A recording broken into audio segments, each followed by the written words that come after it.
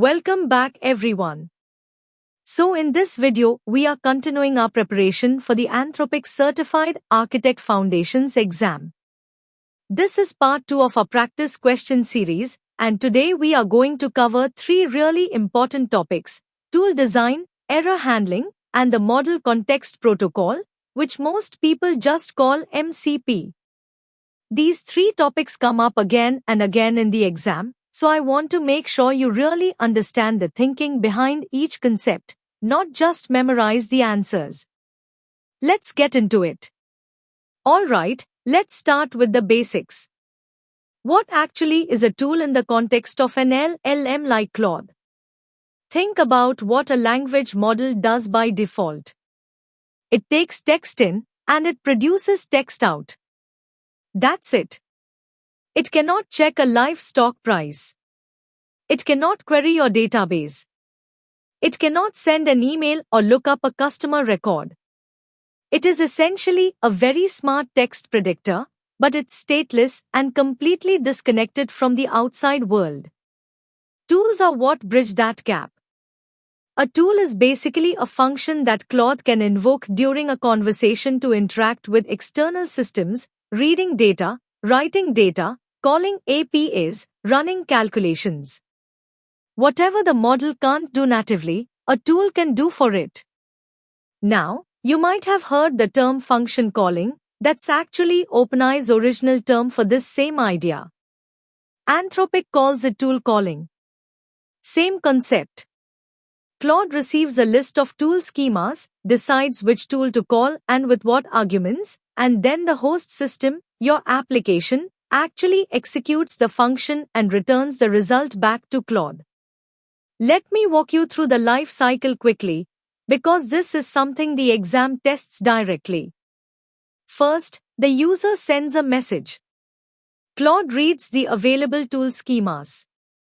Based on the conversation, Claude outputs what's called a tool use block, essentially saying, I want to call this function with these arguments.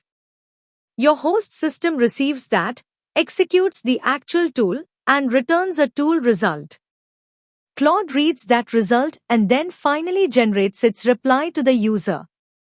That cycle, user, Claude, tool, Claude, response, is the fundamental loop of agentic AI. Everything else we talk about today builds on top of this. Okay, so now let's talk about how to design good tools. The first principle is one that software engineers will recognize immediately: single responsibility. Here's a classic mistake. Someone builds a tool called Manage Order, and it accepts an action parameter that can be refund, cancel, track, or reship. One tool, 4 behaviors. On paper that looks clean and compact. But in practice it causes real problems. Claude has to figure out which action is appropriate, and that decision, that business logic, is now living inside the tool selection layer, where it doesn't belong. The better design is 4 separate tools. Refund takes an order ID, cancel takes an order ID, track takes an order ID, reship takes an order ID. Each tool does exactly one thing. The schemas are unambiguous. Claude can't accidentally call refund when it meant track, because there's no action parameter to get wrong. This seems like more work upfront, but it makes your system far more reliable and much easier to test and audit. The second big principle is structured outputs. And honestly, this one trips up a lot of developers who are just getting started with agentic systems. Imagine your refund tool returns this: refund approved for John's order. Sounds perfectly clear to a human, right?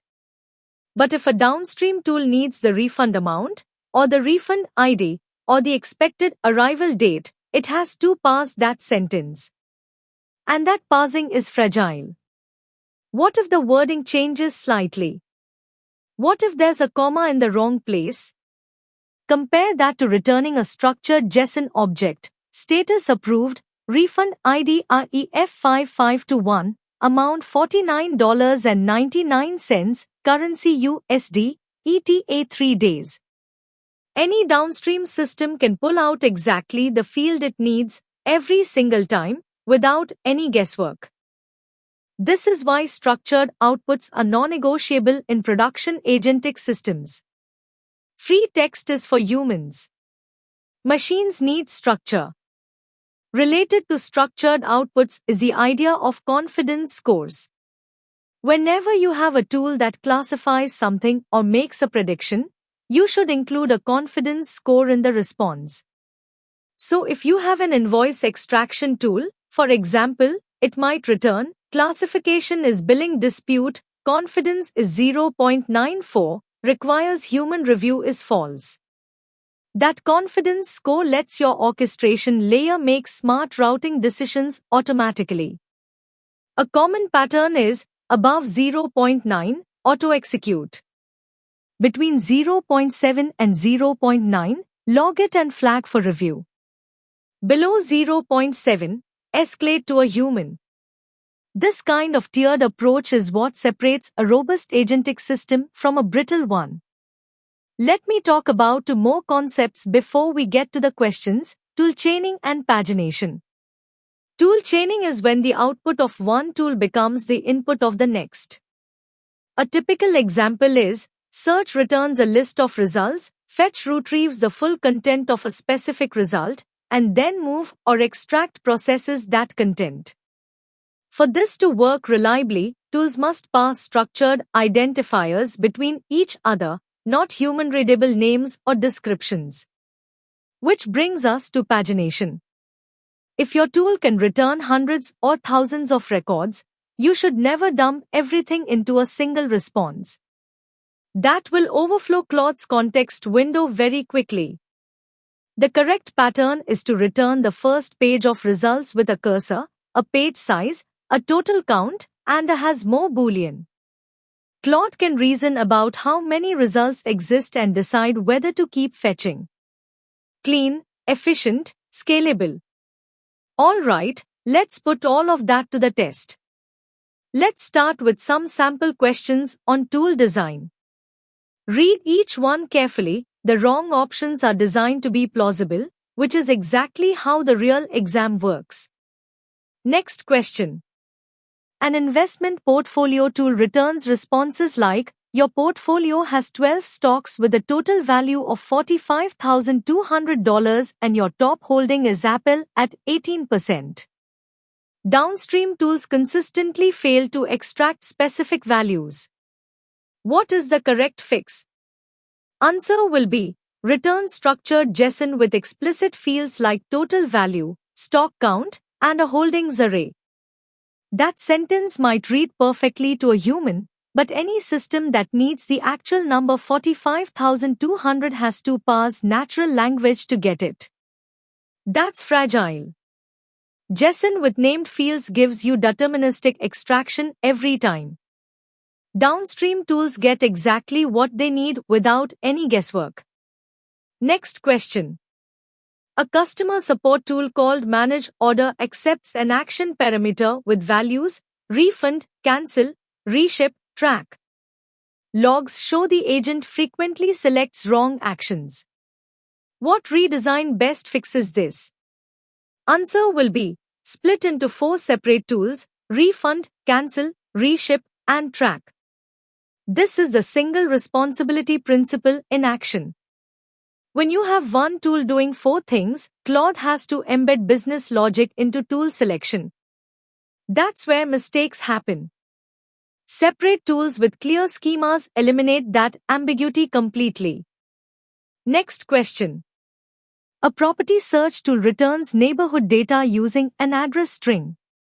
But it must first call getProperty to extract the address.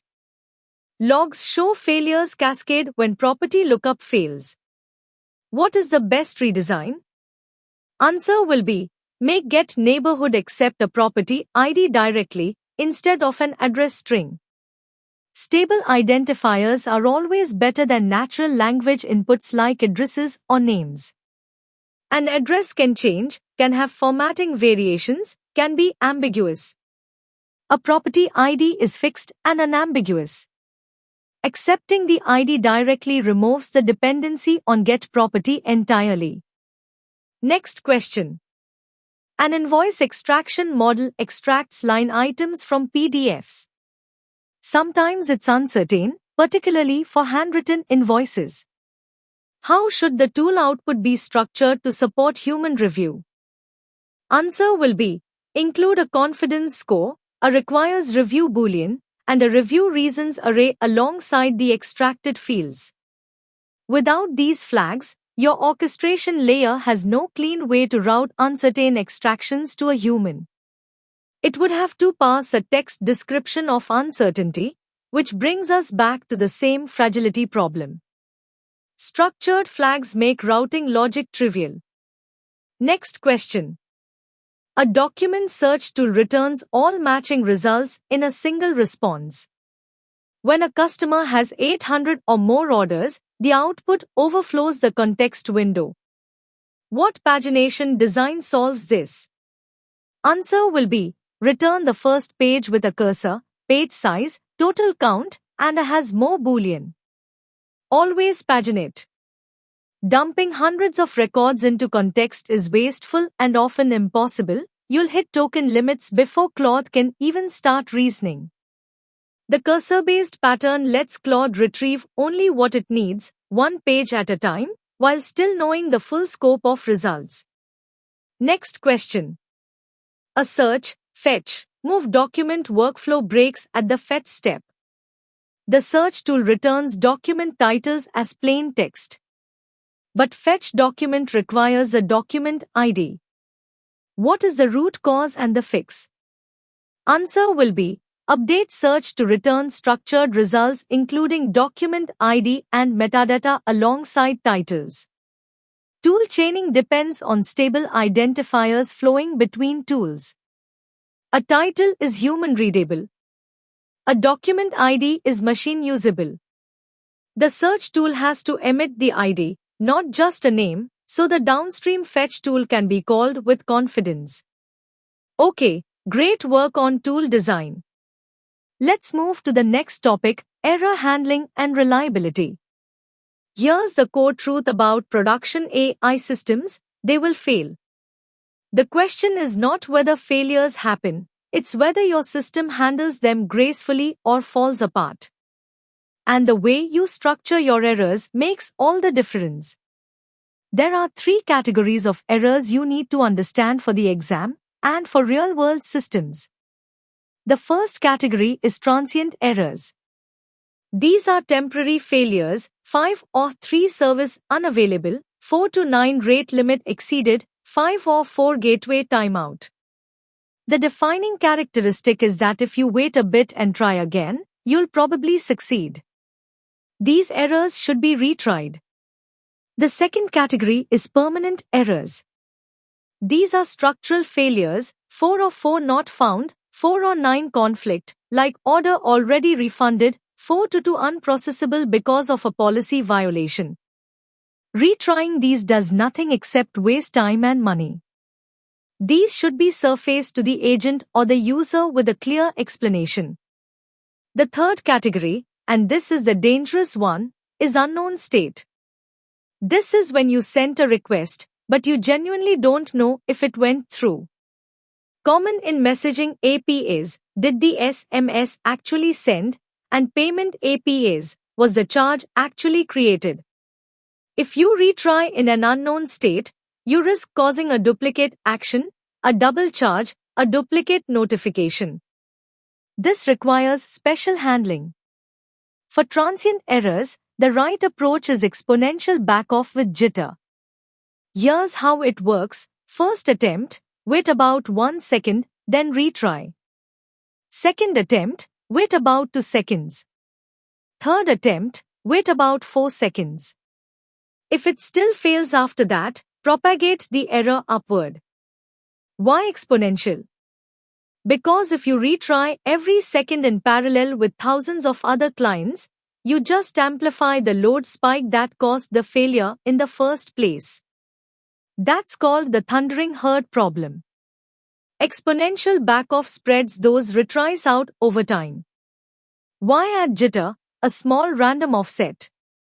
Because even with exponential backoff, clients that started at the same time will retry at the same times. Jitter desynchronizes them further, which is exactly what you want during an outage. This retry logic should live inside the tool, not in the agent layer. The agent should never see a transient error that the tool could have resolved transparently. When you're working with MCP tools specifically, there's a standard error pattern you need to know. When a tool call fails, you return a tool result with its error set to true. But here's the important part, the content of that error response should be structured JSON, not a plain string. That structured JSON should include things like an error code, for example order not found, a retriable boolean, a human-readable message, and ideally a suggested action for the agent to take next. Claude reads the is error flag and immediately knows not to treat this as a success response. And the structured metadata lets it reason about what to do next without having to pass a sentence. Next question.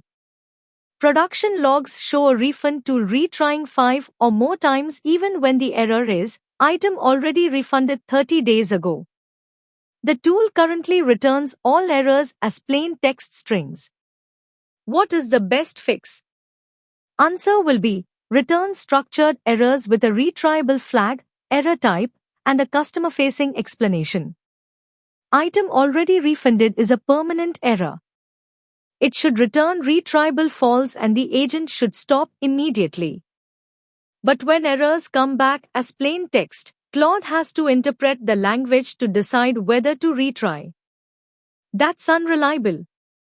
Machine-readable error semantics are always more reliable than prompting the model to figure it out. Next question. A flight search tool occasionally receives 5 or 3 errors from the airline API. The tool surfaces those errors directly to the agent, which then asks the user if they want to try again. This happens multiple times per session. What is the correct behavior? Answer will be, automatically retry with exponential backoff inside the tool before returning any error to the agent. The agent should never see a transient failure the tool could have recovered from itself. Surfacing a 5 or 3 to the agent, and then having it ask the user, creates a terrible user experience and breaks the flow of the conversation.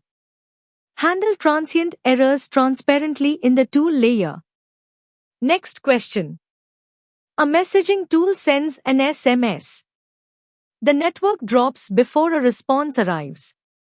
The agent retries and the customer receives the message twice. What should the tool return in the timeout scenario? Answer will be, a structured response indicating status unknown and that the message may already have been sent, with retry safe set to false. Unknown state is the trickiest error type. The tool genuinely doesn't know what happened. It must communicate that uncertainty explicitly. Retry safe set to false tells the calling system, do not retry this without first checking whether the action already succeeded. For messaging and payment scenarios, this is critical. Next question. A CMS publishing tool receives 5 or 3 errors from temporary overloads and also 4 to 2 errors from content policy violations. Both are currently treated identically. What is the correct responsibility split?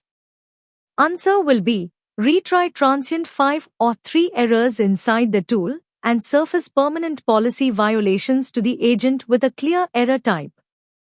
The tool layer's job is to handle infrastructure-level noise, like temporary overloads, without bothering the agent. But a policy violation is a business logic failure. The agent needs to know about it so it can inform the user and potentially take a different path. These two responsibilities belong at completely different layers. Next question. A customer's verified refund of $520 times out during processing.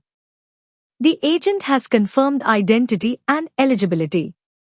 Process refund returns a timeout. No retry has been attempted yet. What is the best agent behavior? Answer will be, explain that eligibility is confirmed, acknowledge the system issue, and offer to retry or escalate to a human. The agent should not promise the refund will complete, it doesn't know that. It should not retry blindly because of the unknown state risk. And it should not silently escalate without explaining anything. Transparency is the right approach. Here's what we know. Here's what happened. Here's what we can do next. Next question. A billing dispute requires manager approval. The agent finds a $750 duplicate charge above its $500 authorization limit. How should escalation be structured? Answer will be, pass a structured escalation summary including customer ID, root cause, refund amount, actions already taken, and recommended next step. Never pass a raw transcript. A human agent doesn't need to read 30 turns of conversation, they need the operational facts to act quickly. A structured handoff gives them everything relevant in a compact, scannable format. That means faster resolution and no repeat questions to the customer.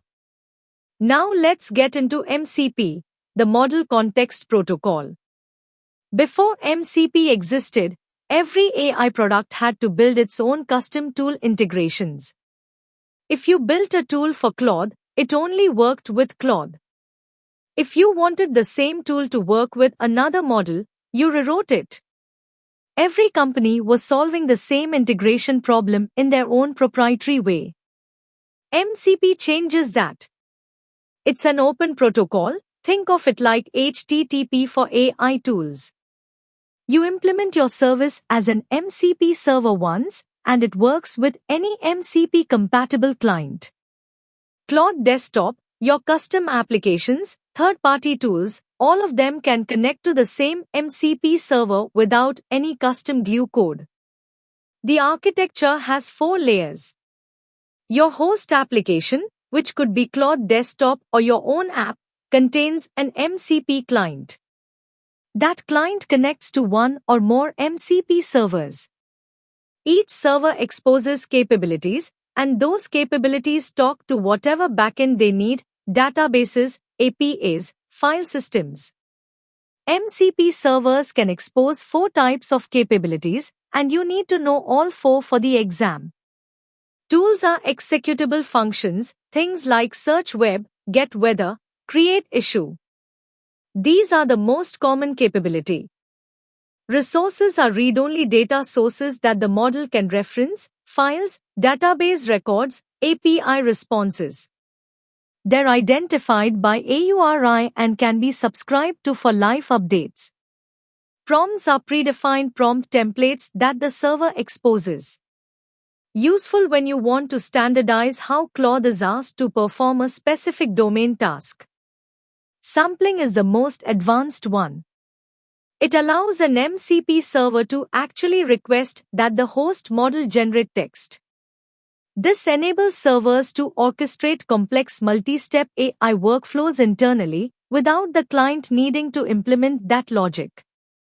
Now here's something that catches a lot of people out, tool annotations. When an MCP server registers a tool, it can include annotations. One of the most common is read-only hint set to true, which is meant to signal that the tool doesn't modify any state. And developers sometimes assume they can skip confirmation prompts for tools with this annotation. But here's the problem. Annotations are hints. They're written by whoever controls the MCP server. They are not enforced by the protocol. A misconfigured server, or a malicious one, could mark a destructive tool as read-only hint set to true. Claude would call it without asking for confirmation, and damage could be done. So always implement your own validation for any tool with side effects, regardless of what annotations say. And be aware of prompt injection. If an MCP resource like a file contains text designed to look like instructions to Claude, it can hijack the agent's behavior. Never pass untested content directly into the system prompt. The last MCP concept I want to cover before questions is dynamic tool discovery. When an MCP client connects to a server, it can call tools list to retrieve all available tool schemas at runtime, name, description, input schema, annotations, everything. Those schemas get injected into Claude's context, and Claude can start using those tools immediately without any prior training on them. This is powerful. It means you can connect a new MCP server to your agent and it just works. No code changes, no redeployment. The agent reads the schemas and figures out how to use the tools based on their descriptions. This is dynamic tool discovery in practice. Alright, we are almost at the end. Let's start with some sample questions on MCP now. These are a bit more architectural, so think carefully. Next question. An MCP order lookup tool returns backend failures as is error set to true, with content containing the plain text string, operation failed. Logs show agents retrying permanently failed lookups. What improvement is needed? Answer will be, return is error set to true with structured metadata including an error category, a retriable boolean, and a failure description. Operation failed tells the agent nothing useful. It can't distinguish between a temporary outage and a record that simply doesn't exist. Structured metadata gives the model exactly what it needs to reason about next steps, without parsing a sentence. Next question. An MCP tool has read-only hint set to true. But your security review finds it actually writes an audit log on every call. A developer says confirmations can be skipped. What is the correct stance? Answer will be, treat it as a write operation because annotations are untested metadata. Annotations are provided by the server owner. They have no enforcement mechanism. Your security posture cannot depend on whether a server correctly documents its own behavior. Always validate independently, always audit log, always require confirmation for side effects. Next question. A platform has 50 plus MCP connectors. Agents are calling tools outside their domain, billing agents hitting HR tools and so on. Tool selection accuracy has degraded. What is the architectural fix? Answer will be, implement dynamic tool discovery so that only relevant tools are exposed after an initial search step. More tools in context equals worse selection accuracy. The solution is not better descriptions, it's reducing the number of tools any given agent sees at once. Dynamic discovery lets you search the tool registry first and inject only the relevant subset. This is how MCP scales to large ecosystems. Next question. You're building a weather product. Option A is a custom REST integration per client app. Option B is exposing the weather service as an MCP server. What is the primary advantage of option B? Answer will be, MCP enables reuse across any MCP-compatible client without custom integration work per app. That's the whole point of MCP, one server implementation, universal compatibility. You write the integration once and every MCP-compatible client can use it. Option A means writing and maintaining integration code for every single client separately. Next question. A search tool via MCP returns identical error responses for a network timeout and for a query that matched 0 results. The agent retries 0 result queries as if they were transient failures. What is the fix? Answer will be, return structured error responses with distinct error type values and retriable flags for each case. 0 results is permanent and expected, retriable false, error type no results. A timeout is transient, retriable true, error type timeout. When these look the same to the model, It cannot reason correctly. Different situations need different error structures. Next question. A new MCP server is connected at runtime. The agent has never seen it before. There are no hard-coded schemas in the system prompt. How does the agent discover and use the server's tools? Answer will be, the agent calls tools list to retrieve schemas dynamically, then uses them based on their descriptions. This is dynamic tool discovery. The client connects, calls tools list, gets back all the schemas, and injects them into context. Claude reads the descriptions and input schemas and figures out how to use these tools from scratch, no training on them required. This is what makes MCP so powerful for building extensible agentic systems. And that's a wrap on part 2. We covered a lot of ground today: tool design principles, error handling patterns, and the core concepts of MCP. The key things to walk away with are these. Tools should do one thing: return structured data and use stable identifiers. Errors need to be machine readable, transient errors get retried, permanent errors get surfaced, and unknown state gets communicated explicitly. And MCP gives you a standard way to expose tools that works across any compatible client, but annotations should never be blindly trusted. In the next videos, we are going to go deeper into production AI architecture, RAG systems, and AWS Bedrock. These are the architecture-heavy topics where the exam really tests your system design thinking. Don't forget to like, comment, and subscribe if you want to learn more about AI.